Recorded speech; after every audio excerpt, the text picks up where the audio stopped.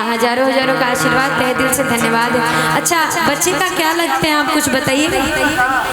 अच्छा मौसा कि गदहा चढ़ाने बबुआ के मौसा आवे, गदहा चढ़ाने बबुआ कि आपन गाड़ल गाड़ल चोरिया लुटावते आवे। और ये मामा और मौसा जी का जो कैटेगरी होता है ये चोरी वाला ही होता है कि आपन गाड़ल गाड़ल चोरिया लुटावते आवेले। गदहा चढ़ाला बबुआ के मौसा आवेले,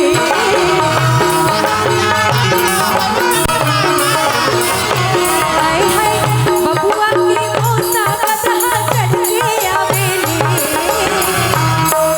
कि आपन गाड़ल गाड़ल चोरिया लुटावते आवेले, आपन गाड़ल गाड़ल चोरिया लुटावते आवेले।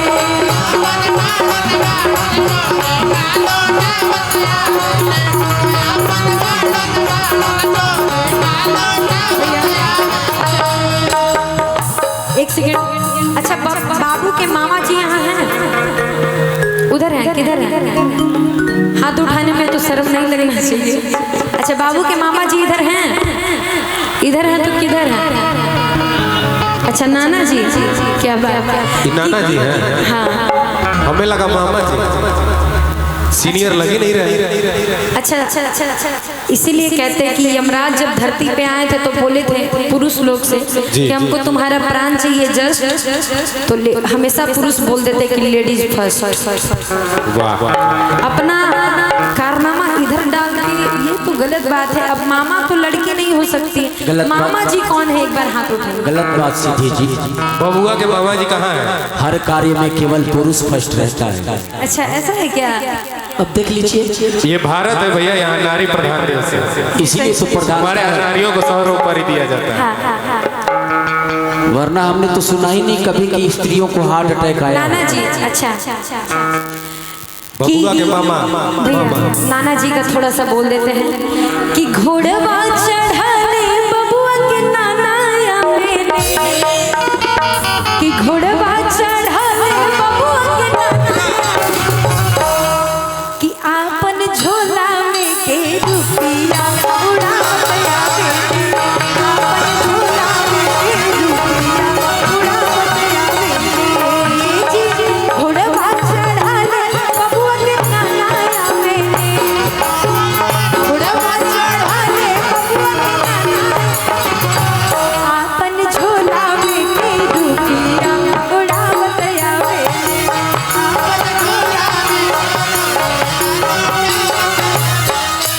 अच्छा ये मामा जी हैं, मामा जी बाबू के, हमारे नहीं। थोड़ा आई कांटेक्ट मंच से करिए, इधर आइए, देखिए थोड़ा। इतना दूर कैसे रह रहे बताइए, आज आपका भगिना का अन्नप्राशन। अच्छा ये मौसी हैं, क्या बात? पहले मामा जी से ही शुरू करेंगे, क्योंकि मामा जी कहाँ हैं? शादी विवाह में भी जो गीत होता है वो जो इमली घुटने का, उसमें भी मामा जी को अच्छा से सुनाया जाता है कि जैसा बकरी के पूछ वैसा मामा जी का मूछ। हाँ, तो आज भी सुनिए, कहना है क्या? आइए कि बकरा चढ़ाला बबुआ के मामा आवे,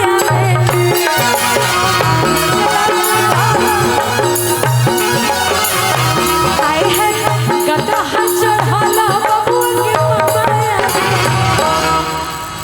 इतना कंजूस है, देख ही के लग रहा है इनको कि इनका पैकेट ढीला होने वाला नहीं है, है ना? कहना है क्या कि आपन गाड़ल गाड़ल चोरी उड़ावते आवे, आपन गाड़ल गाड़ल चोरी उड़ावते आवे।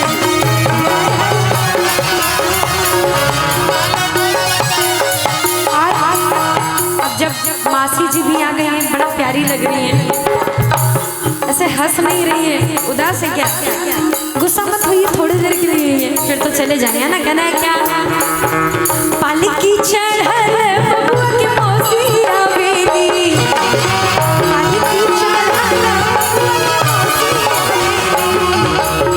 पालकी चढ़ल बबुआ के मौसी आवेली।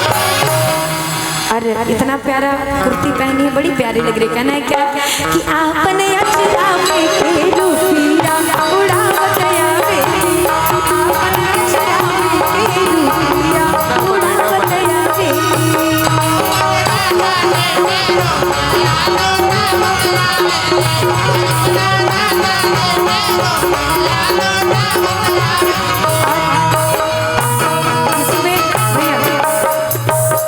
उनका खुशी जी का भी एंट्री है, इसलिए हमको गाड़ी लेने की मौसी के नाम बनाए, उपहार ना आया। नेक ना आया मौसी की तरफ से। मौसी देखने में आपको नहीं लग रही एकदम स्ट्रांग? फिर से कुछ भी आ जाए, पुष्पा राजा झेलेगा नहीं साला, यहीं बैठे रहेगा, कोई दिक्कत नहीं। नहीं मौसी बहुत प्यारी है, नेक आएगा एक बार और।